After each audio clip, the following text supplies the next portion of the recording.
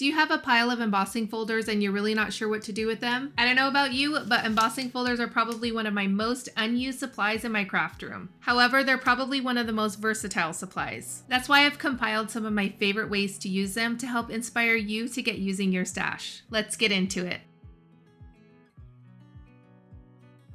The first technique I'm going to share is a simple one, but one of my favorites, and that's going to be embossing vellum. When I first tried this technique, it didn't really work with the type of vellum I was using, so I did some crowdsourcing, and then I did a whole video on finding the perfect vellum to use with embossing folders. This vellum is so thick, it works with 3D embossing folders. What you're going to want to do is mist your vellum just a little bit to moisten all of those fibers in the vellum. Then you're going to run it through your die cut machine, and then you have beautifully embossed vellum. No rips, no tears. I love to use it underneath a focal point just to add a little bit of texture to my cards. This next technique can be done several different ways. Now, I love doing this on already made distress spray backgrounds to create a quick card, but I'm just showing you here that you can do it on ink blended backgrounds as well. All you need to do is emboss your background with one of your favorite embossing folders. And now you're going to take some white pigment ink. I like to use scrapbook.com's white pigment ink. It's very opaque and it goes on nicely. It does take a little bit to dry, but that doesn't really matter because the results are stunning. You're just going to swipe that ink right over top of that background. Make sure you're not smushing the ink on the background. You're just very lightly swiping that ink pad right over top of the raised areas. You could see how well this technique works with so many different backgrounds. I have gel prints, I have magicals, I have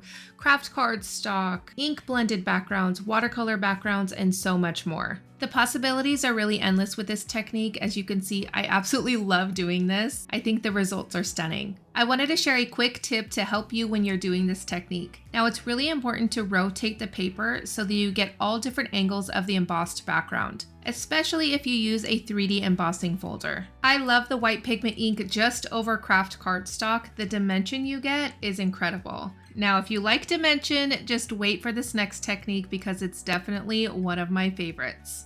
You are going to need some black cardstock. I'm just using Ranger's Distress Heavy Stock in black. It's very thick and it embosses beautifully, but I really want to encourage you to use what you have in your own stash. I'm using Lunar Paste for this technique today, but you can use any metallic paste, paint, or even waxes that you may have in your stash. The idea is to rub the metallic paste over top of the embossed areas. This is going to highlight the raised areas and create a lot of interest and depth in the background. You can definitely see how beautiful the results are using the paste over top of the embossed background. But what if I told you that you can use Lunar Paste in your embossing folders? Stick with me because I'm going to show you exactly what I mean. Now, before I get a ton of questions, I wanted to start off by saying that I have never had any paste stain my embossing folders, and all the paste has always been able to come out of my embossing folders. And I have used several different brands, but I cannot speak for every single brand out there, so be sure to test your embossing folder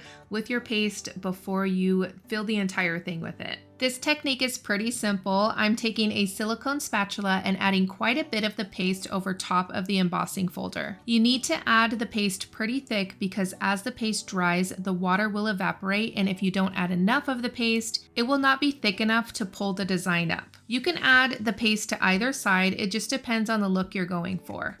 I don't like to add the paste to the entire folder. This is going to give me some grungy looking edges. I let the paste dry for about 12 to 15 hours. But if you live somewhere where it's very humid, I would let it dry for a lot longer. After the paste is dry, you're going to carefully peel it back from the embossing folder. I take my fingernails and get the edges loose, and then I can slowly peel it off of the embossing folder. I love adding the embossed paste to my cards for added texture and interest. This is a great technique for mixed media projects as well. For this next technique, you are going to need some alcohol inked backgrounds done on synthetic paper like craft plastic or Yupo. You're going to add the background to your favorite embossing folder and then run it through your machine. Now it does look okay as is, but let's take it to the next level by sanding off the top layer of color on the raised areas. I use a nail buffer and I found a bunch of them on Amazon for pretty cheap. You are just going to lightly sand the raised areas on the embossed background, making sure to rotate the nail buffer because it's going to pick up that color and you don't want to transfer it back to the lighter areas, if that makes sense. You're also going to need to rotate the paper like we do in previous techniques. This is to ensure that we are buffing off all of the raised areas. Another tip is to take a baby wipe to get off any excess particles on the paper. This technique is such a great way to not only get more use out of your embossing folders, but also a great way to use up those alcohol inked backgrounds you may have piling up. And what if I told you there's actually 3 ways to do this technique using supplies you probably already have in your stash? Come check out how in this video right here. I'll see you there.